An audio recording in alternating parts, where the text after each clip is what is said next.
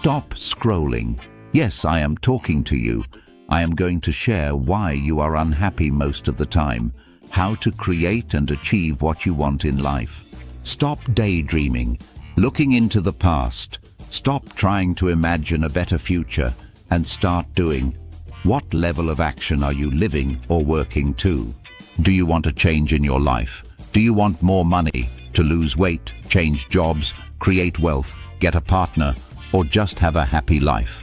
By sitting on your ass, scrolling, waiting for something to happen, or just doing enough to get by in life, or running away when life gets hard, is not enough. You have to go all in. Start creating that want or desire into reality. You have to show up more than you are now. Be committed and persistent. What level of action are you working at?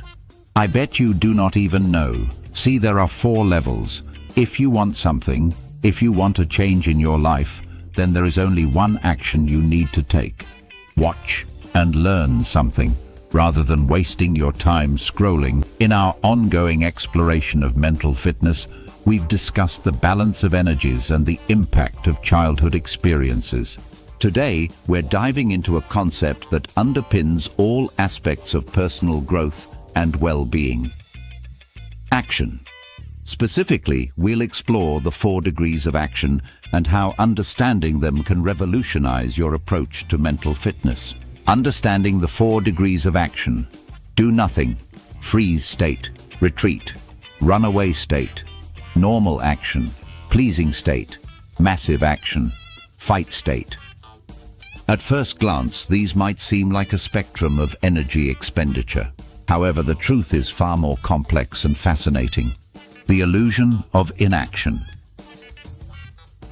Here's a revelation that might surprise you.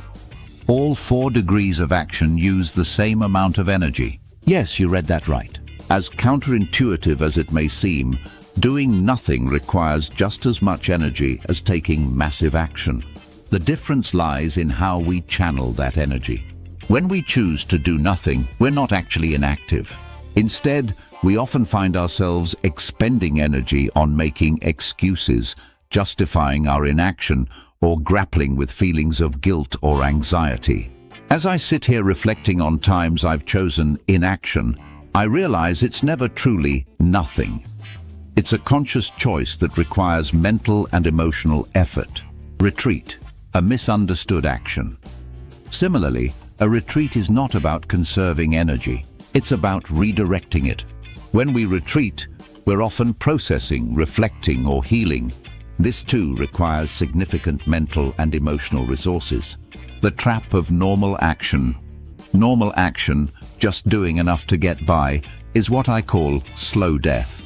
It's comfortable, it's familiar, but it's also a trap. We expend energy maintaining the status quo, often without realizing how much effort we're putting into staying exactly where we are. Massive action and the fear factor. Massive action is where many of us stumble, not because it requires more energy, but because it requires us to confront our fears. For many, including myself, these fears are rooted in past experiences and messages we've internalized. I remember being told I wouldn't succeed in life, that I'd end up a drug addict, a down-and-out bum, in prison or dead. Even today, this memory can hold me back. I'm no different from anyone else. I fear looking foolish or being put down, feeling small as I used to feel.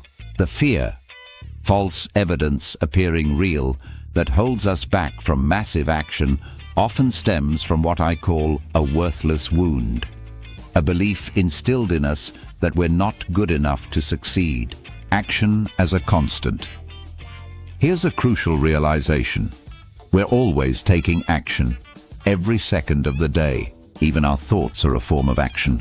Action starts with the interaction of mind, body, and spirit. It's not about doing versus not doing. It's about the quality and direction of our energy expenditure. The 4 degrees and our stress responses.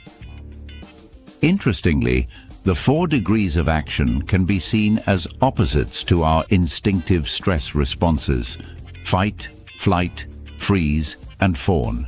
While these responses are reactive, the 4 degrees of action offer us a proactive choice in how we engage with life. Choosing your action. Understanding that all degrees of action use the same energy liberates us.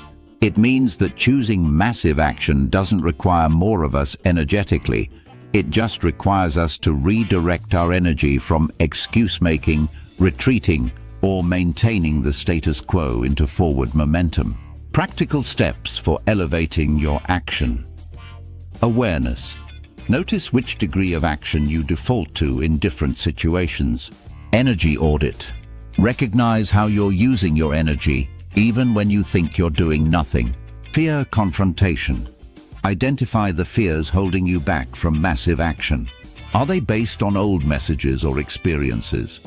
Redirection. Practice channeling the energy you'd use for inaction or normal action into massive action instead.